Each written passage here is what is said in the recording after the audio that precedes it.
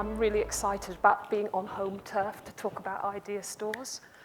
For those of you that don't know what they are, I'm going to take you on a little journey with me back a few years to tell you what an idea store is and why we think they are the future for public libraries and why they're important more widely.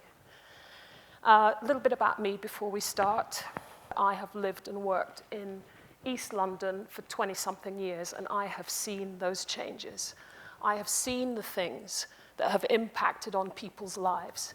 And I think in a certain sense, a lot of what we do in the idea store is very much about understanding the context within which we're working.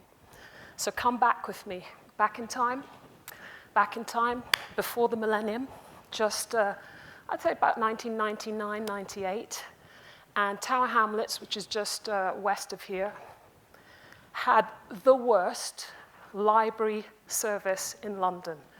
32 London boroughs, including the city, and we were 33. Can you believe it? How did that happen?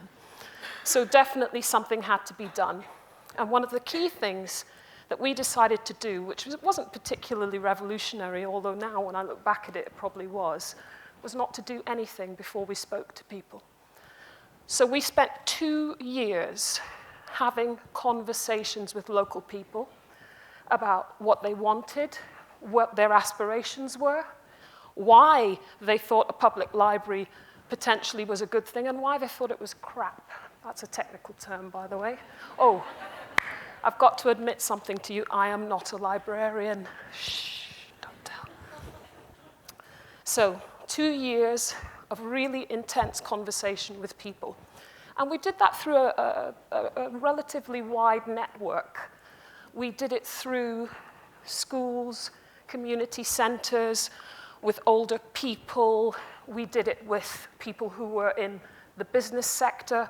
Because remember, at that time, Canary Wharf was really starting to take off. So we recognized that there was something very different and catalytic happening in East London at that point, and it seemed to me really important that we tapped into that. So the way that the idea store developed, really, was we did take a step back, and we did listen to what people said.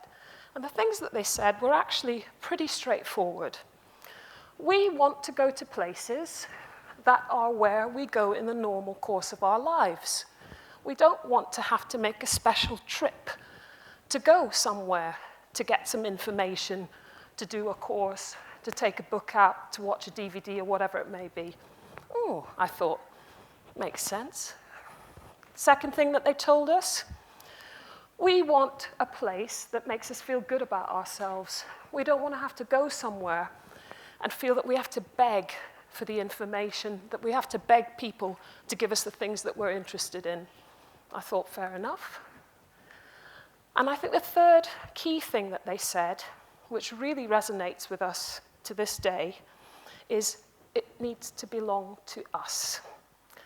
And that message of creating a space, and it doesn't matter whether it's a public library, a school, a sports club, it does not actually matter. This place here that we're in today, Stratford Circus, is a pretty good example of it. It doesn't actually matter about the context. It's all about people feeling that the place belongs to them and that they can actually get what they need out of it. So having gathered that information, we then spent a little bit of time with the rich people. You have to be able to sell your idea of what it is that you want to people who have got the means to make it happen. And as I said, we were lucky enough at that point in time to have Canary Wharf just starting to really motor. And we were able, through a challenge where we said, for every £1 that we raise, you'll match us with £2. And they said, oh, all right then, ha, ha, ha, ha, ha, ha. 25 million quid later, thank you very much. So yeah, it's very important. Set your aim high, make sure that you get it right. On the screen behind me here, you'll be seeing images just flicking through. And there's some key things about the way in which we do business that I think ring true even now and will take us forward. So one of the key things that we did was we did look at what was good in the retail areas. And we went and looked at places that we thought were cool and funky, and where they had that customer interaction absolutely right. And I felt very, very strongly that when you go into an idea store, you should feel that thing. You should feel that love. You should feel that there are people in there who are interested in you, who have something to say, and that those people might be your neighbor. They might not necessarily be the staff with the idea store uniform on, but you're going to go into a place where you will meet people from all walks of life, all sorts of different backgrounds, and be able to have a really good human interaction with them. And so as a result, we put some key things in place to enable that to happen. I have a few things that I really hate. Can I share them with you?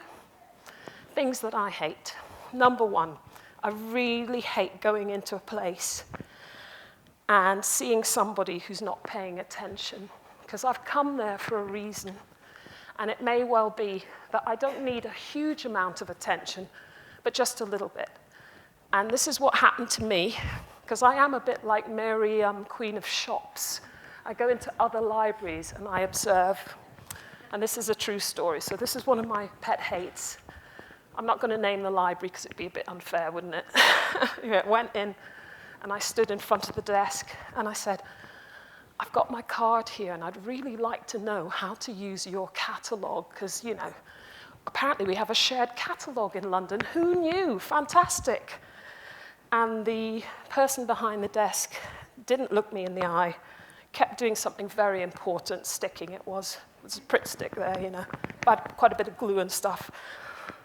And she just said, do you know what? Computer doesn't work. And that was that. Computer doesn't work. In other words, there's no way that I am going to interact with you because basically I can't be bothered. So one of my pet hates is people who can't be bothered. I would say that the flip side of that is a passion. You've got to have a passion for what you're doing, and you have to be able to communicate that passion to people. So we've spent quite a lot of time in the idea store, which people don't like. Some people who don't know us, they don't like the name idea store. What's that all about? You know, it's a fantastic name. Does what it says on the tin. Library, learning, information. What more could you want? For us, it's very, very important to communicate that passion. So we do have a bit of a brand going. And I think that for a library service, that was radical at the time. It isn't so radical now, everybody's doing it. But I like to think we were the first who cottoned on to the fact that you should be able to communicate the things that matter to you through the way in which people look and feel and experience the buildings that you've created, the people that you've put in them, and the resources that are in there. Last thing that I want to leave you with. We are on a journey here. At the moment in the UK, public library services are under attack, and they're under attack because they're not valued by people. And politically, I think that people who are making decisions often feel that they're an easy target. Just get rid of them. Nobody's going to worry about it.